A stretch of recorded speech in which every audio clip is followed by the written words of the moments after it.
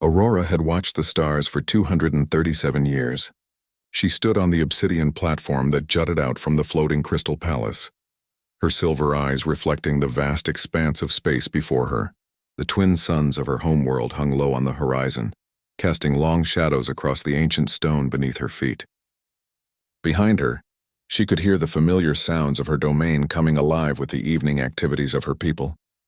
The elves moved gracefully through the corridors of the palace, their movements precise and deliberate, exactly as they had for countless generations before her. Zephyr shifted his massive body on the platform, causing small tremors to ripple through the ancient stone. The dragon was enormous, easily the size of 3 human buildings stacked together. His scales shimmered with deep purple light, and when he breathed, tiny wisps of silver smoke curled from his nostrils. He had been Aurora's companion since she was merely 50 years old, when he had emerged from the ancient dragon caves deep beneath the planet's surface. Now, at his full maturity, he was one of the most powerful creatures in the known galaxy. Beside him lay Ember, a younger dragon with scales that burned crimson and gold. She was smaller than Zephyr by a considerable margin, but what she lacked in size she made up for in speed and agility. Ember had bonded with Aurora 15 years ago, after Aurora had discovered her alone and injured in the crystal forests. The younger dragon had imprinted on her immediately, recognizing in Aurora the strength and wisdom that dragons sought in their companions. Aurora ran her slender fingers along Zephyr's neck, feeling the warmth of his scales beneath her touch. The dragon rumbled softly, a sound like distant thunder that seemed to come from deep within the earth itself. He was content here, watching the stars with his chosen companion. This was how life had always been, and how Aurora believed it would always be. The elves were eternal. They did not age significantly. They did not face challenges they could not overcome through their natural magical abilities and the passage of time. They were superior to every other species in the galaxy, and this fact was not arrogance but simple truth. The communication device on Aurora's wrist suddenly chimed, breaking her meditation. A holographic projection flickered to life, displaying the face of one of her military commanders, a stern elf named Theron, with eyes like ice. He informed her that an unidentified vessel had entered their system. The ship did not match any known design in their archives. It was approaching their primary world with steady velocity. Theron's voice remained calm, but Aurora detected the slight tension beneath his words. In 2 centuries, no unexpected visitors had ever approached their domain uninvited. Aurora instructed Theron to raise their defensive shields, but to hold their weapons fire until she issued further orders. She told him she would meet with the visitors herself. This was typical of Aurora. While other leaders might hide behind military might, she preferred to face potential threats directly. She was confident in her abilities and saw little reason to be cautious about unknown visitors. Whatever they might be, whatever they might want, Aurora believed she could handle them. She made her way down through the palace corridors, her long white hair flowing behind her like a living thing. The palace had been carved directly from the crystal mountain that rose from the planet's surface, and its beauty was legendary throughout the galaxy. Walls of translucent crystal reflected and refracted light into rainbow patterns. The air itself seemed to shimmer with ancient magic. Every surface bore the marks of elven craftsmanship, each detail perfect and precisely executed. By the time Aurora reached the landing platform, the human ship had already descended through the atmosphere. It was a sleek vessel, almost elegant in its design, though clearly far inferior to the crystalline structures of the elven world. It was made of dull metal and harsh angles, built for function rather than beauty. Aurora found this amusing in a way she could not quite articulate. The ramp of the ship lowered and a group of humans emerged. They were the first humans Aurora had seen in person. She had studied their species, of course, as she studied all species in the galaxy. They were fragile creatures, their bodies soft and vulnerable. They lived in what the elves considered pathetically short lifespans, averaging around 80 years. In that time they were born, they developed slowly, they aged, and then they died. To Aurora, who had already lived more than 200 years and expected to live for many more centuries, human existence seemed almost like a dream.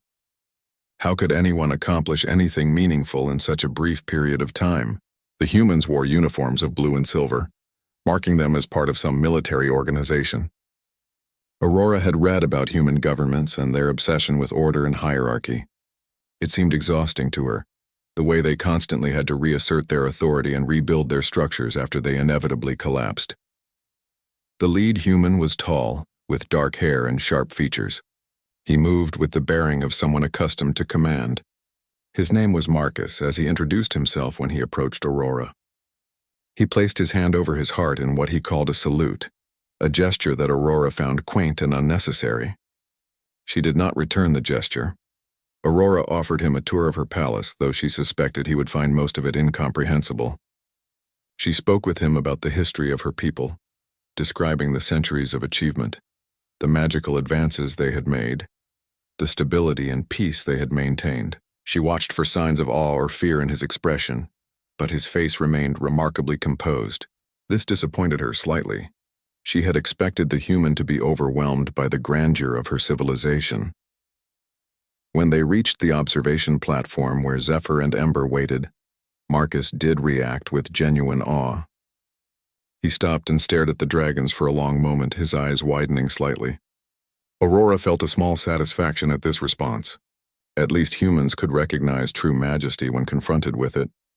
She told Marcus about her dragons, describing their abilities in a tone that suggested he should understand how fortunate she was to possess such magnificent creatures. She mentioned that no human civilization possessed anything comparable. Humans had no magical creatures, no beings that could fly through the stars with them or protect them with ancient power.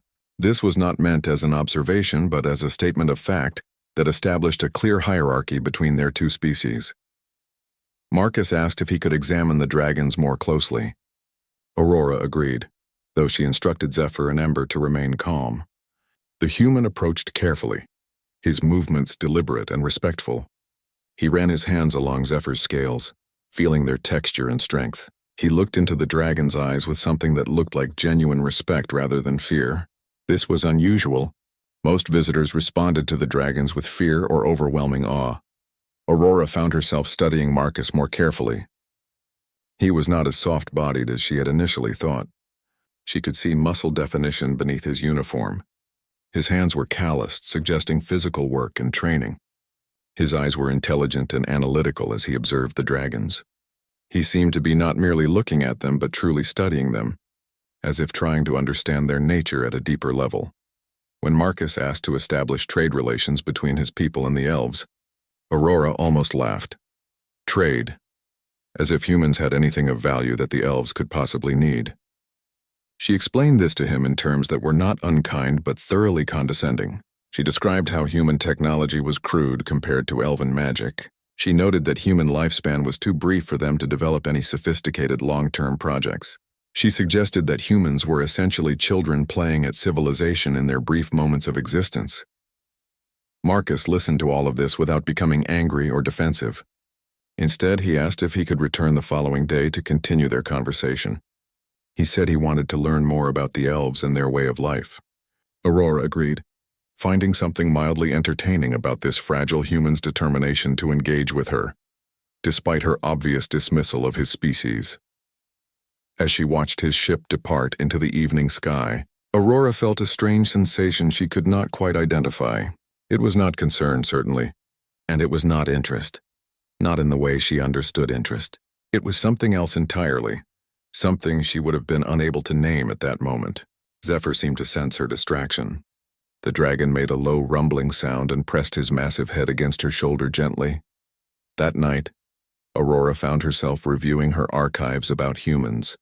She read about their history, their wars, their revolutions and rebuildings. She read about their art and music and literature. She read about their capacity for both great cruelty and unexpected kindness. Something about their story seemed to nag at her, though she could not determine why. She finally fell asleep with these questions still unanswered in her mind.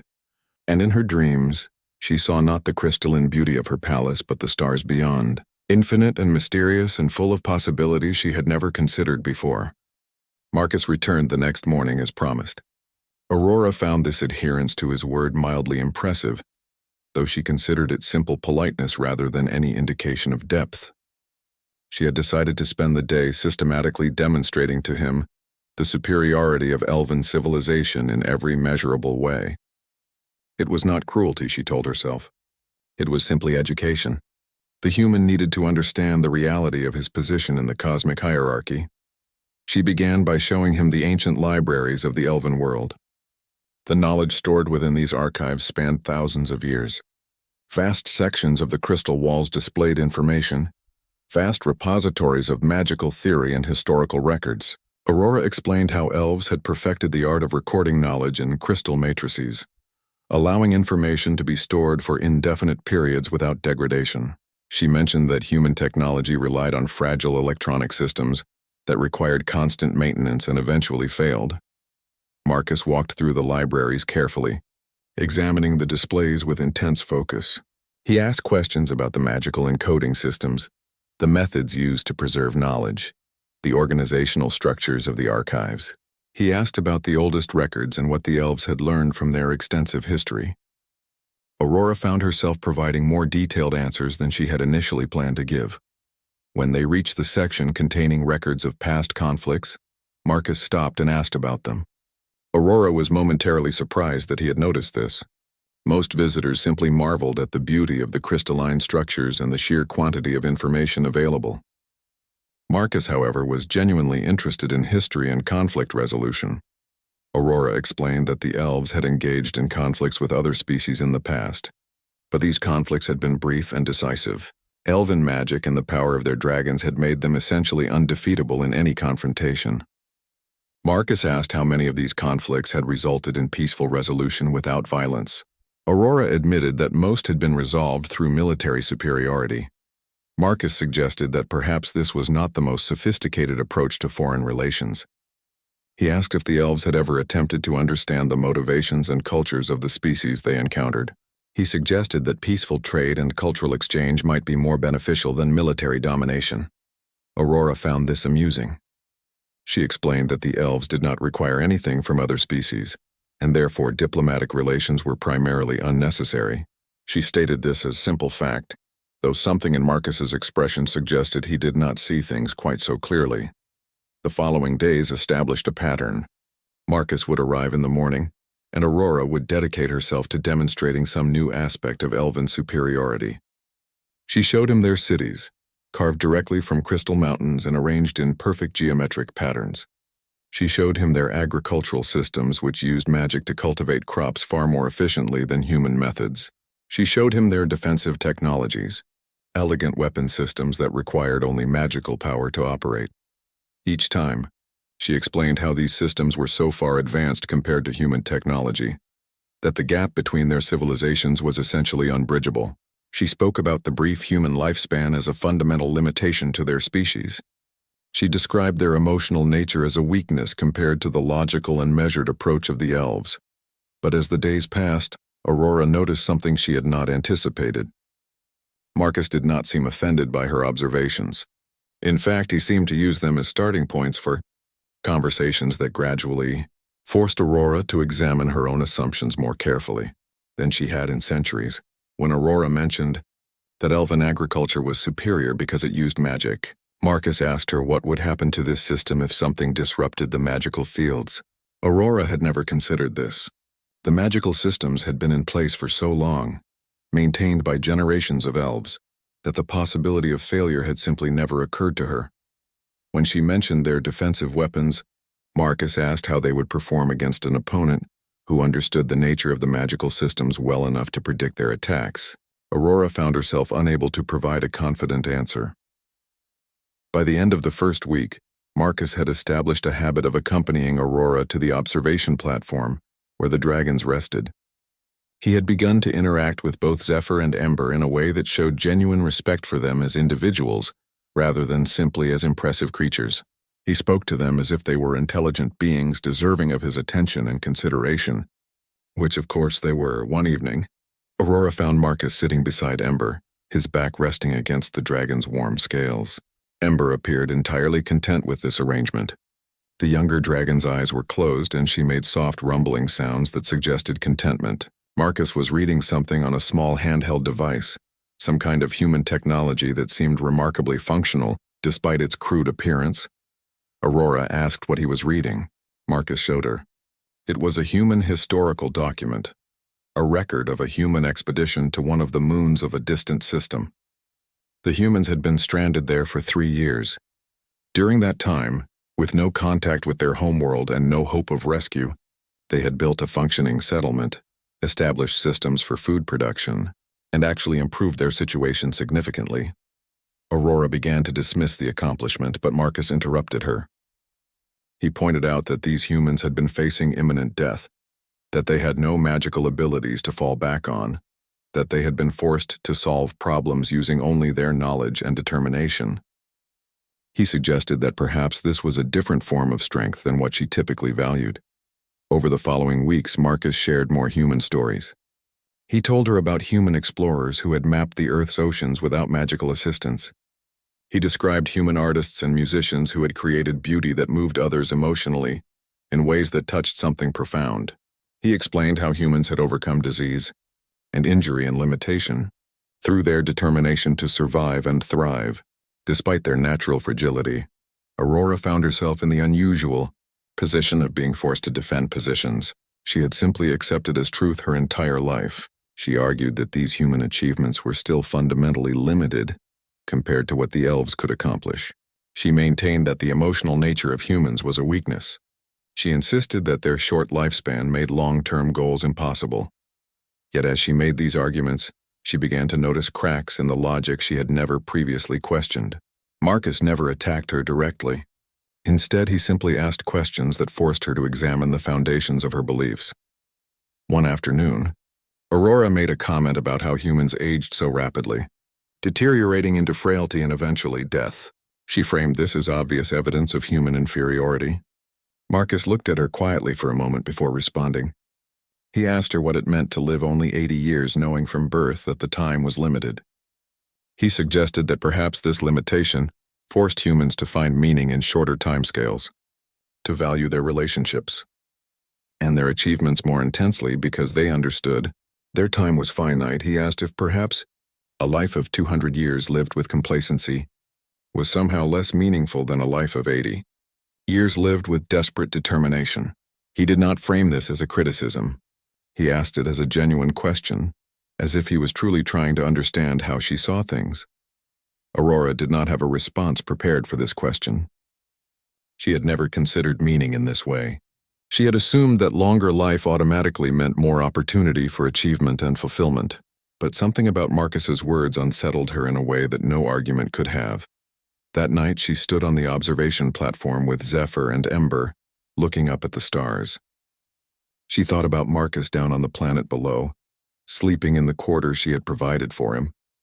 She thought about his questions, about the way he had forced her to examine her certainties, about the way he seemed to respect the dragons as equals despite their vastly different species and abilities. Zephyr seemed to sense her disturbance. The great dragon shifted his position so that his massive head was positioned close to her face. Aurora placed her hand on the dragon's snout, feeling the warmth of his breath.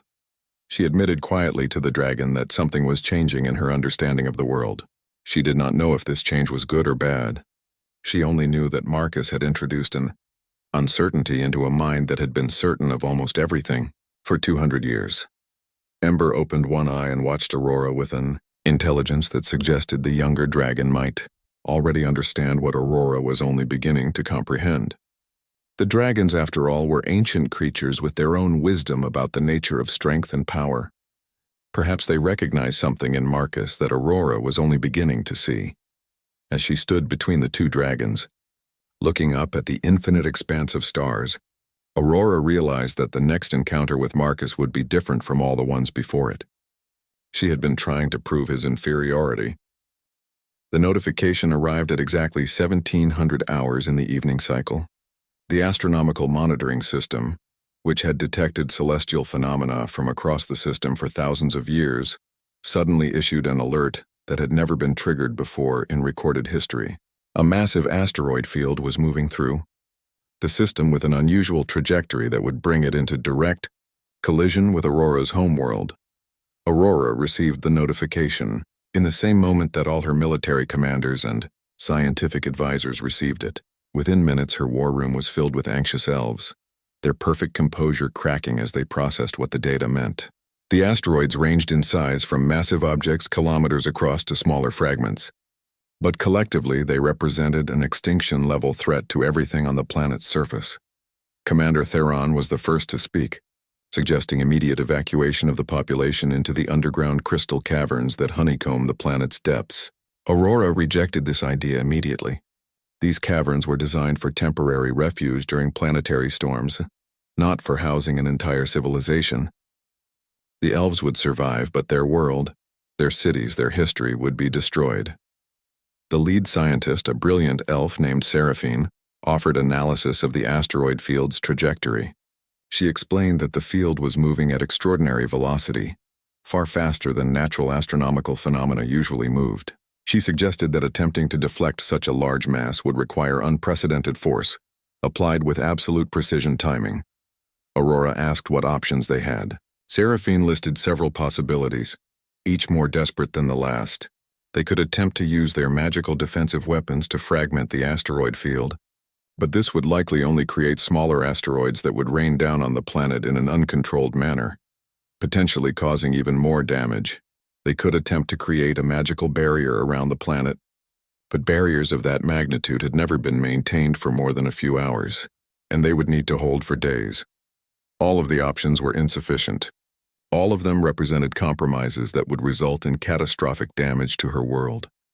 Aurora dismissed her commanders and scientists, instructing them to continue analyzing the asteroid field and to prepare the defensive systems even though she knew the traditional elven approaches would be inadequate. She made her way to the observation platform where she found Marcus already present with the dragons. He had been working with some of Aurora's engineers throughout the day, exploring various technical systems of the palace and the planet's infrastructure. When he heard the emergency alert, he had made his way immediately to the observation platform rather than to the designated shelters. He seemed to understand that Aurora would go there, that this was where she thought most clearly. Marcus asked her what had happened. Aurora explained the situation with the asteroid field, providing specific information about the timeline and the threat level. She expected Marcus to express fear or concern about being on a planet facing imminent destruction. Instead, his expression shifted into a deep concentration that Aurora recognized as the same focus he displayed when examining the elven archives. He asked detailed questions about the asteroid field. What was its composition? How did the elven weapon system work? What were the energy requirements for their magical barriers? Aurora answered his questions, unsure why she was doing so, but finding that his analytical approach was somehow comforting in its lack of panic. Marcus asked to see the astronomical data directly. Aurora brought him to the war room where her scientists were continuing their analysis. Marcus introduced himself calmly and asked if he could examine their findings. Seraphine, despite her initial distrust of the human, seemed relieved to have another perspective on the problem. She provided him with complete access to the data. For 3 hours, Marcus studied the trajectory of the asteroid field, the composition data, the energy output patterns of the elven defensive systems. He asked technical questions that demonstrated an understanding of both astrophysics and magical energy systems. He made sketches on a human device, running calculations and projecting potential outcomes. Finally, he approached Aurora and Seraphine with something that looked like the beginning of a plan. He explained that the asteroid field was not moving randomly. Its trajectory suggested it was responding to gravitational influences from the nearby star system.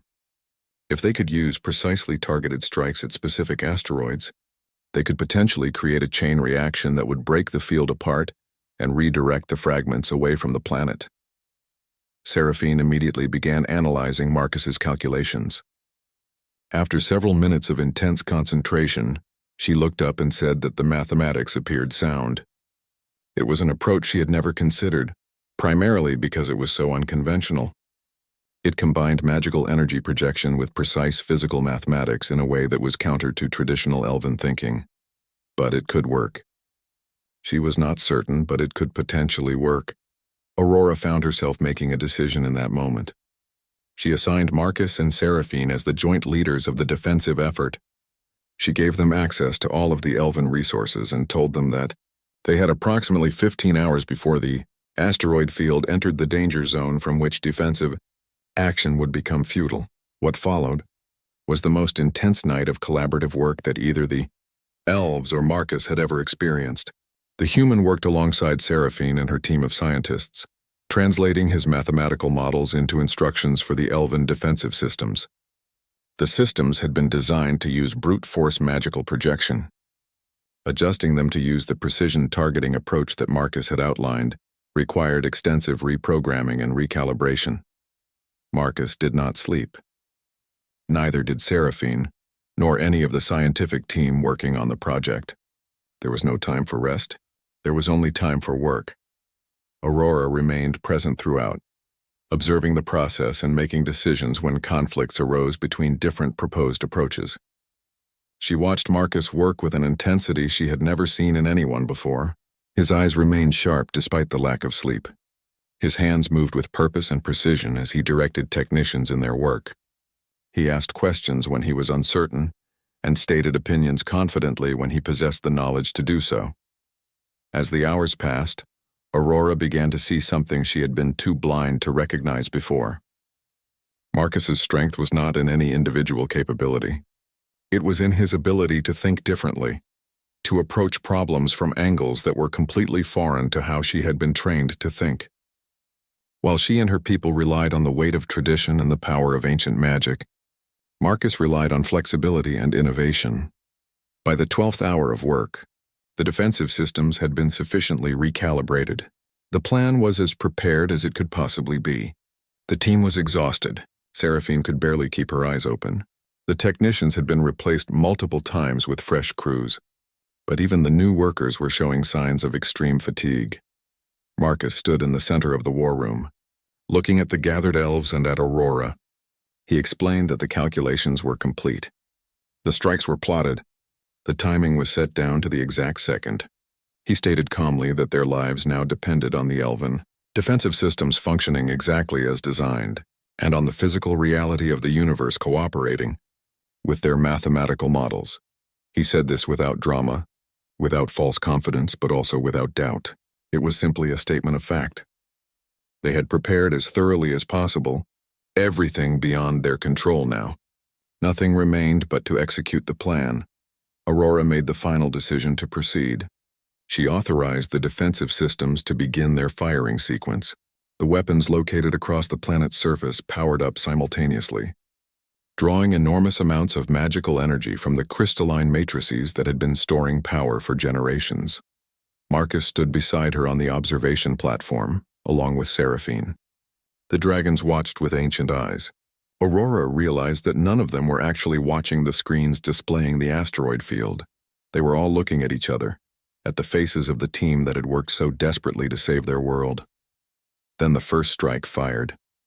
The weapon systems released their energy in precisely targeted bursts, calculated to hit specific asteroids at specific angles.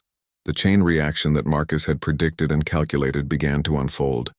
One asteroid struck another. The impact fractured both objects. The pieces moved in new trajectories.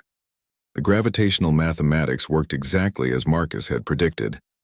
The asteroid field began to break apart. Aurora felt something move inside her chest as she watched the sequence unfold. This human, whom she had mocked for his fragility and his brief lifespan and his emotional nature, had just saved her entire world. He had done it not through magical power but through the strength of his mind and his determination.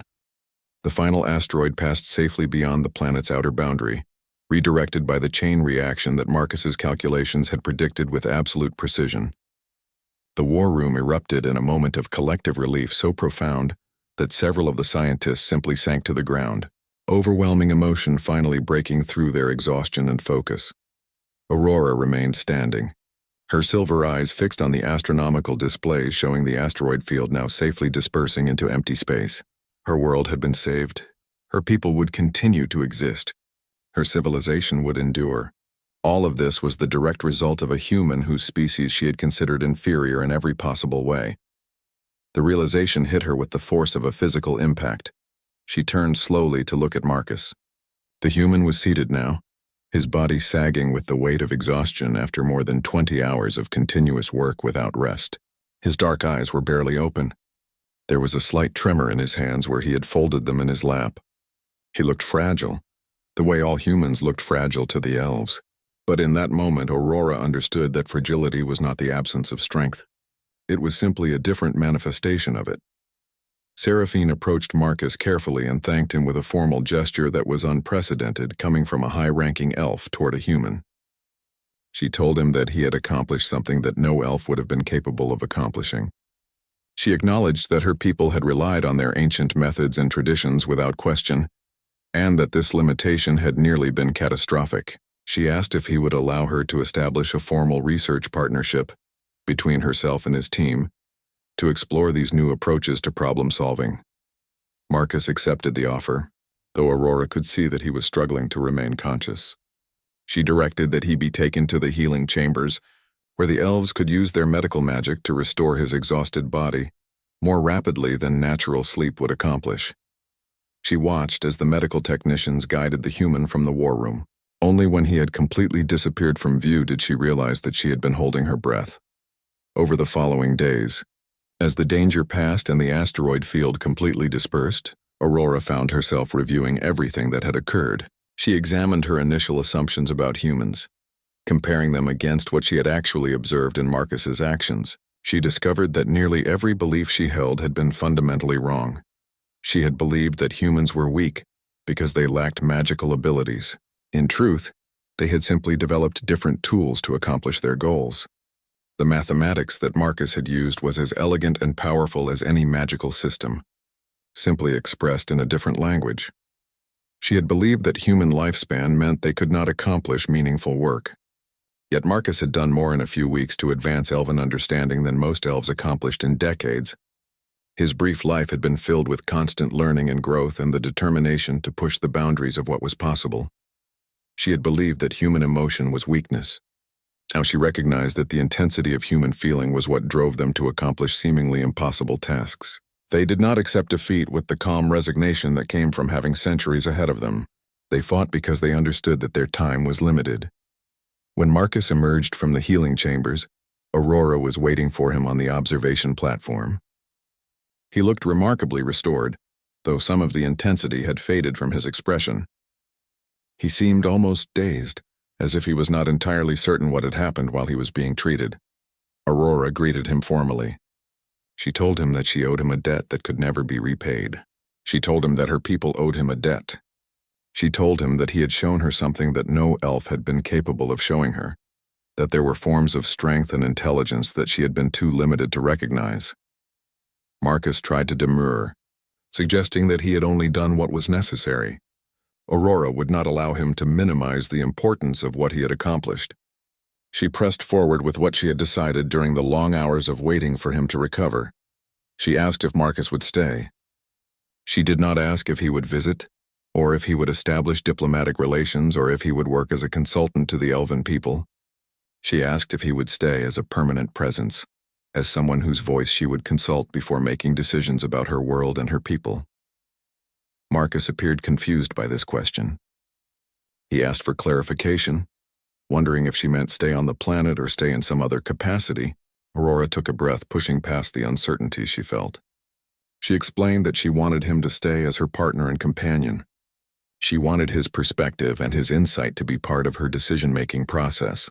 She wanted him to know her people and her world as deeply as possible. And then she said something that surprised her even as the words left her mouth. She said that she wanted him to stay because she had come to value his presence in a way that had nothing to do with his utility, or his intelligence, or his practical value. She simply valued him. The observation platform seemed to hold its breath. Even the dragons became completely still. Zephyr and Ember, who had watched the entire series of events unfold, now fixed their ancient gaze on the two figures standing before them. Marcus took a step closer to Aurora. He told her that he had not expected to develop feelings for her when he had first arrived on her world. He had expected either to be rejected or tolerated. Instead, he had been gradually drawn into a relationship with someone who challenged him and questioned him and forced him to explain himself in ways that had made him think more deeply about his own species and his own beliefs. He said that he would stay. He said that he would stay for as long as she would have him, for as long as his brief human lifespan allowed him to remain. He said that even though he would age and eventually pass away while she remained eternally young, he did not regret the trade-off of sharing whatever time he had with her. Aurora felt something shift inside her heart. She had spent so much of her life in the certainty of her own superiority that she had never considered the possibility of true connection with someone so different from herself. She took Marcus's hand, feeling the warmth of his human skin beneath her own cool elven touch. Zephyr let out a roar that shook the entire platform and seemed to echo across the crystal mountains of the world below. The sound was not aggressive but triumphant. It was the sound of a dragon acknowledging something significant. Ember released a jet of flame that painted the evening sky in brilliant red and gold. The colors reflected off the crystal surfaces of the palace, creating a light show that was visible from across the entire city. The elves looked up from their various activities and saw the flame and understood that something momentous had occurred. Aurora and Marcus stood together as the dragons celebrated, the two of them representing something entirely new. Neither of them was the same person they had been before. Aurora had lost her certainty of her own superiority, but she had gained something far more valuable, a genuine understanding of strength that transcended the boundaries of species and lifespan and magical ability. Marcus had found a place in a world that had seemed impossibly foreign and beautiful and complex. He had become someone whose voice mattered to those who shaped the future of an entire civilization. He had become essential in a way he had never imagined possible. The sun was beginning to set, painting the sky in shades of purple and gold that seemed to reflect the colors of both the dragons and the couple standing between them. Aurora leaned her head against Marcus's shoulder, a gesture that would have seemed impossible to her just weeks before. She had crossed a threshold that could not be uncrossed. She could never return to her former certainty, and she did not want to. The dragons remained close, their ancient wisdom apparently recognizing in this moment something significant about the bridging of two worlds and the recognition of strength in unexpected places. The change that came to the elven civilization in the months following the asteroid crisis was profound and unexpected. Aurora had always ruled with wisdom and strength, but now her decisions incorporated a perspective that had been absent before. She consulted regularly with Marcus on matters of governance, trade, and foreign relations. She listened as he explained how human societies had adapted to challenges through flexibility rather than tradition. She considered how the rigid structures that had served her people for millennia might benefit from reimagination. Seraphine, the brilliant scientist who had worked alongside Marcus during the crisis, became his closest collaborator. Together, they began establishing research initiatives that combined elven magical theory with human mathematical and physical sciences. The results were astonishing. Within months, they had developed new approaches to energy generation that were more efficient than anything previously conceived. They had created communication systems that could bridge the gap between different species far more effectively than the traditional methods. But the most significant change occurred within Aurora herself. She began to understand that the strength she had always valued was not the only form of strength that mattered. She learned that the determination to survive in a limited lifespan was as valid as the patience that came with infinite time. She recognized that innovation and flexibility could be as valuable as tradition and stability. Marcus had not lost any of his humanity despite living in a world so different from his own. He still needed sleep every night, still aged visibly each year, still experienced emotions with an intensity that most elves found somewhat overwhelming. But Aurora had come to appreciate these aspects of him rather than viewing them as weaknesses. His emotions gave him empathy. His need for rest meant he valued time differently than the elves did. His aging was a reminder to live fully rather than postponing important moments. 3 years after his arrival, Marcus stood with Aurora on the observation platform in the early morning light. Zephyr had passed into sleep, his ancient body finally succumbing to the weight of age. The dragon had lived for over 500 years, which was not extraordinary for his species but was a full and rich lifetime nonetheless. When his end came, it was peaceful, surrounded by those who loved him. Ember remained, her scales still vibrant with the deep red and gold colors that had always been her most striking feature. She had become a fixture in the relationship between Aurora and Marcus, often positioning herself between them as they spent time together on the observation platform. The younger dragon seemed to have taken on the role of protecting their bond, as if understanding that this connection between species was something worth defending.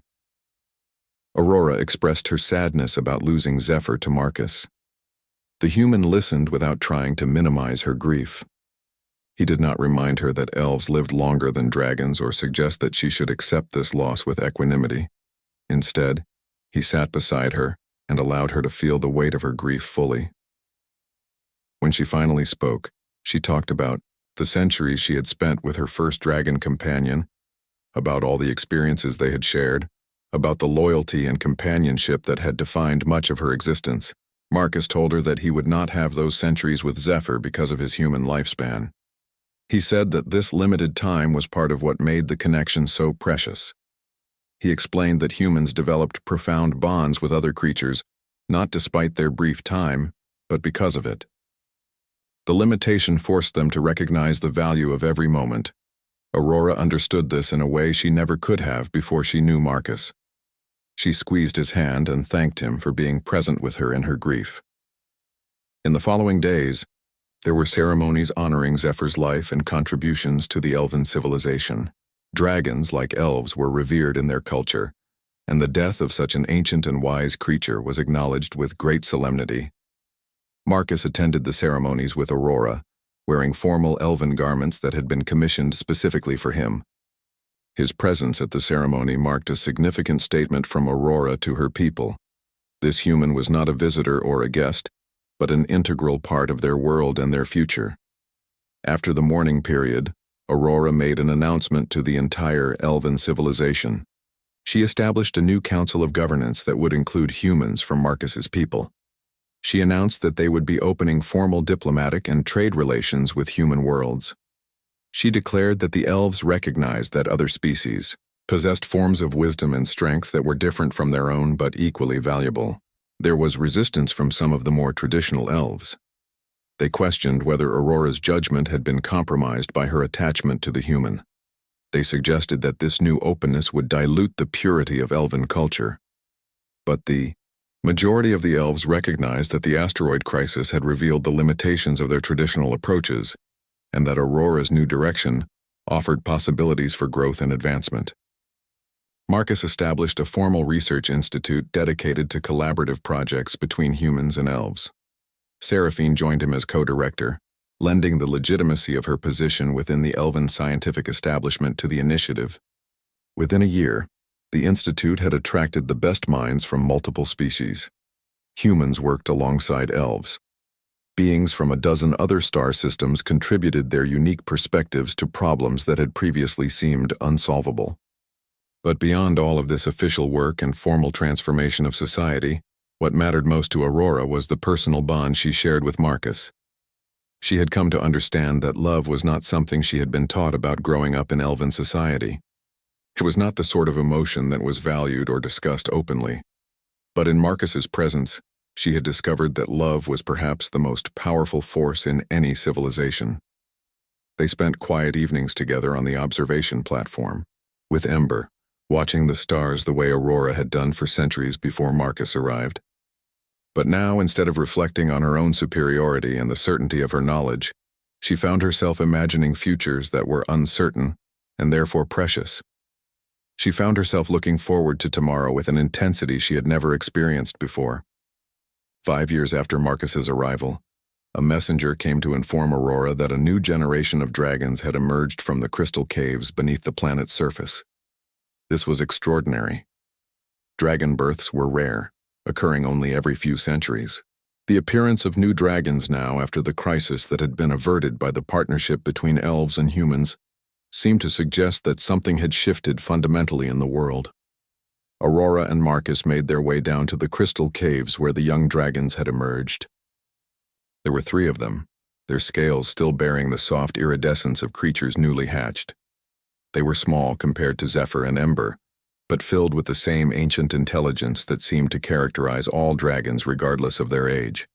One of the young dragons approached Marcus directly, something that would have been unthinkable years ago when humans first arrived on the elven world. The young dragon's scales were a curious mixture of colors, silver, like Aurora's hair, and gold, like the human resources they had begun to value. The dragon bowed its head slightly toward Marcus, a gesture that seemed to acknowledge something about the human's role in creating the conditions that had allowed new life to emerge. Aurora understood the significance of this moment. The dragons were recognizing the union between her world and Marcus's people. They were welcoming a new era that belonged neither entirely to the elves nor entirely to the humans, but to something newly created through their collaboration. She turned to Marcus and asked him if he would accept the responsibility of helping to train the young dragons alongside her. She suggested that this partnership, elven wisdom combined with human adaptability, might be exactly what these young creatures needed as they grew into their power. Marcus agreed without hesitation. He recognized the significance of what Aurora was offering, not just a task, but an integration into her world at the deepest level. He was not being asked to study her civilization or to help solve her problems. He was being asked to help shape her future, to have his perspective and his presence woven into the very foundation of what came next. As they watched the three young dragons playing in the crystal caves, stirring up light and shadow in patterns that seemed to reflect both the elegance of elven design and the adaptability of human innovation, Aurora felt completely at peace for the first time in her centuries of existence. She had spent the majority of her life confident that she understood everything that mattered about her world and her people. She had held certainties that had seemed unassailable. Then Marcus had arrived, and everything had changed. But the change had not diminished her or weakened her. It had expanded her. It had allowed her to become more than she had been. She looked at Marcus and saw in his face the joy of someone who had found his place in the universe. She saw also the determination to make the most of whatever time he had in this world. His human lifespan, which she had once viewed as a limitation, now seemed like an asset. It gave him a sense of purpose and an appreciation for the present.